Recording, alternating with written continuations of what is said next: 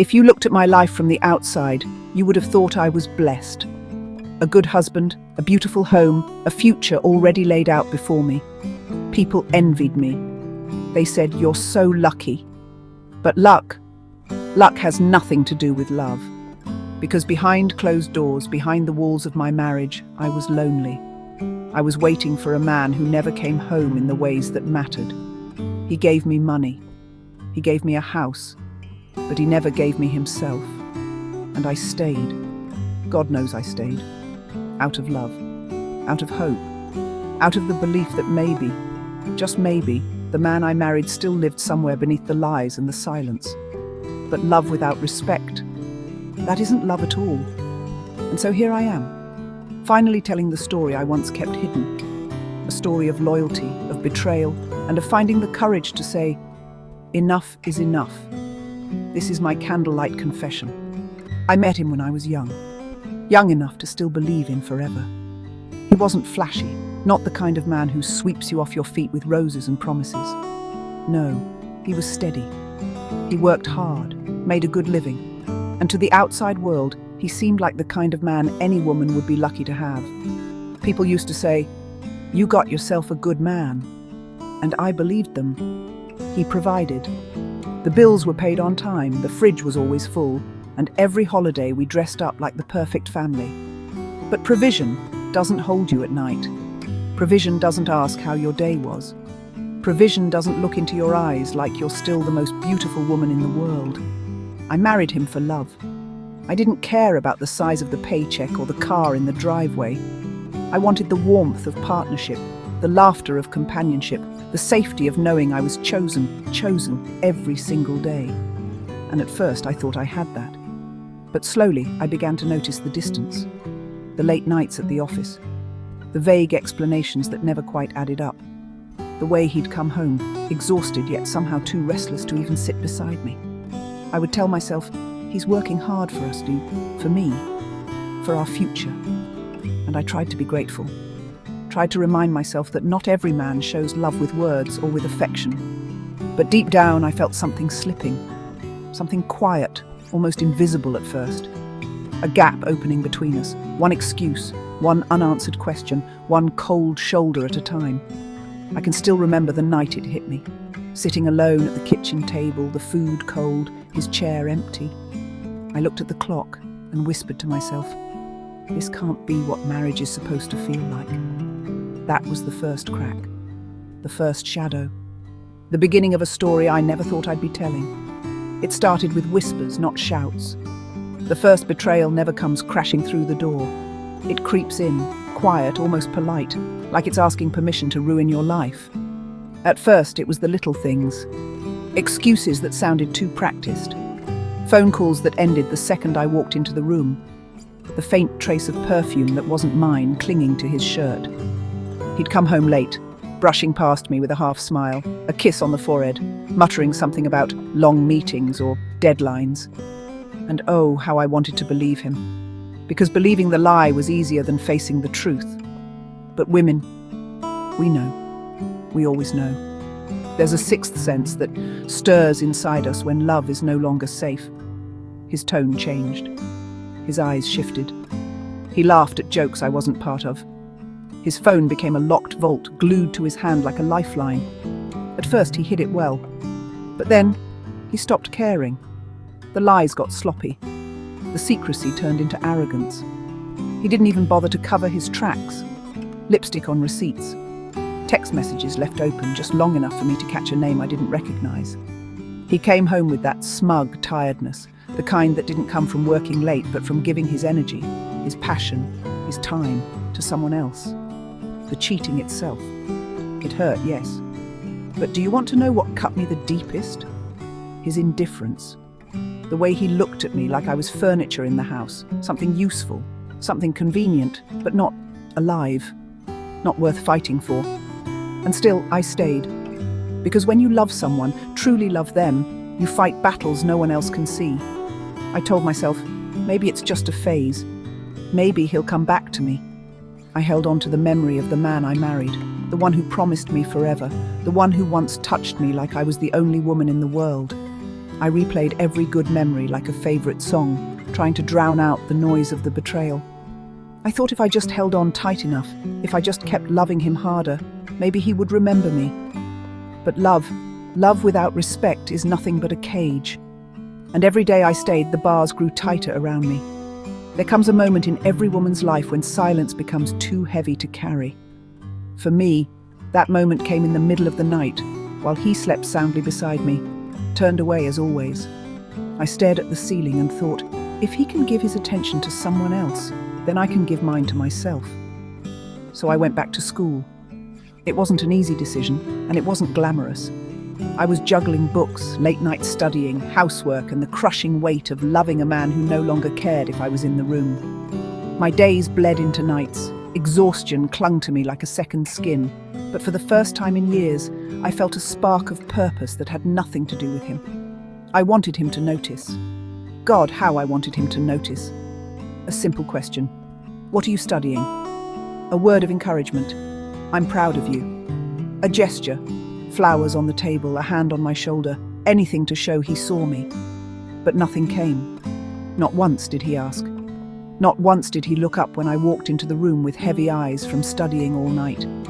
When I aced an exam, he didn't celebrate. When I missed a family dinner because of class, he didn't ask why. His indifference was louder than any argument, more devastating than any confession of cheating. I realized then the affairs weren't just about betrayal of the body. His neglect was a betrayal of the soul. He stripped away my importance, my worth, until I felt like a shadow in my own home. But here's the twist he didn't see coming. While he ignored me, I was rebuilding myself. Every page I read, every assignment I completed, every grade that proved I was capable, it stitched me back together. His silence became my fuel. His coldness became my fire. And when the day finally came, the day I walked across that stage in my cap and gown, I didn't look for him in the audience. Because I knew, deep down, he wasn't proud of me. But I was proud of me. And that pride, that small but powerful flame, would soon grow into the fire that would set me free. Graduation day. I remember standing in line with the other students, cap secured, gown flowing around my legs, my hands trembling as they clutched the edge of my program. The air smelled like flowers and fresh beginnings, and somewhere in the distance, families cheered, clapped, called out names. I wanted to cry. Not because he wasn't there, but because I realized I didn't need him to be. For once, I wasn't defined by the ring on my finger or the man I loved. I was defined by me, my effort, my sacrifice, my courage. When they called my name, the applause wasn't for us, it was for me. My feet carried me across that stage, and with each step I felt years of silence peel away. The weight of his neglect, the ache of his betrayals, the empty nights, all of it fell from my shoulders. For the first time in years, I stood tall. And then the letter came. A job offer. A salary I never imagined. A position in another state, far from the house where my love had been buried, far from the shadows of his indifference. I held that letter in my hands, and my heart thundered. It wasn't just ink on paper, it was freedom. It was independence. It was the proof that I had built a life he could no longer claim credit for. But here's the truth nobody tells you. Freedom is terrifying. Because even after all the pain, all the betrayal, all the neglect, there was still love in my chest for the man I once believed he was. Love is stubborn like that. It clings to ghosts long after the body is gone. So I sat there with the letter trembling in my hands, torn between two worlds. One was familiar, even in its brokenness. The other was unknown, wide open, filled with possibilities, but also loneliness. I stared at him across the table that night as he scrolled his phone, oblivious, uninterested. And it hit me. The job wasn't just an offer. It was an escape hatch. It was a second chance at life. And for the first time, I asked myself a question I'd been too afraid to whisper. What if I took it? I wish I could tell you the decision was easy. That I looked at the letter, looked at him, and walked away without hesitation. But love, real, soul-deep love, doesn't vanish just because someone mistreats you. It lingers. It binds. It confuses. I loved him. God help me, I still loved him. I loved the memory of the man who used to kiss me goodnight without being asked. The man who once held my hand in crowded rooms, proud to have me beside him. The man who promised me forever, back when forever still felt possible. So when I thought about leaving, guilt pressed down on me like a storm. Was I betraying him by walking away? Was I selfish for taking the job, for choosing myself after all these years? I wrestled with those questions in silence, lying awake at night, staring at the ceiling while he slept peacefully beside me, never knowing the war raging inside my chest. And then another truth hit me. I had been loyal, faithful. Through every late night, every unanswered question, every suspicious phone call, I stayed. I never strayed. I never gave my heart to another man, even when mine was breaking. I gave him every chance to choose me, but he didn't. He chose indifference. He chose betrayal. So tell me, how could I feel guilty for finally choosing myself? It was like a veil lifted from my eyes. I realized guilt had no place in this story because betrayal had never been mine. The guilt belonged to him. The shame belonged to him. And for the first time, I said it out loud to myself in the mirror one morning before work. I deserve respect. I deserve loyalty. I deserve love. And if he cannot give it to me, then I will give it to myself. That was the decision point. That was the moment I began to let go.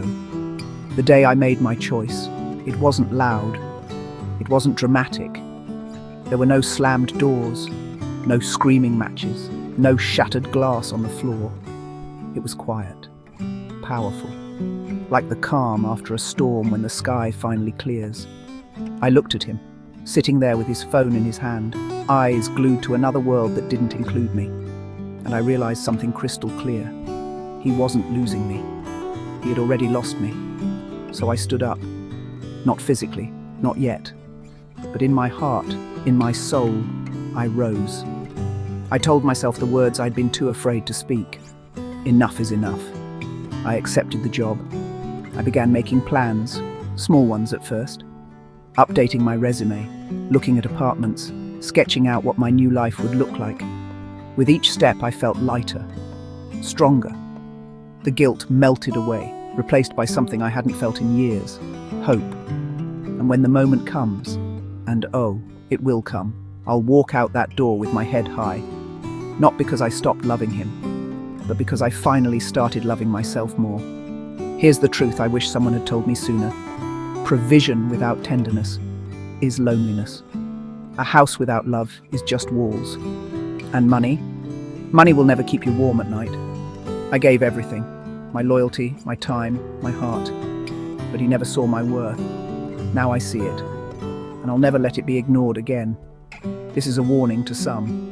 And maybe, just maybe, the beginning of someone else's freedom. This is my candlelight confession.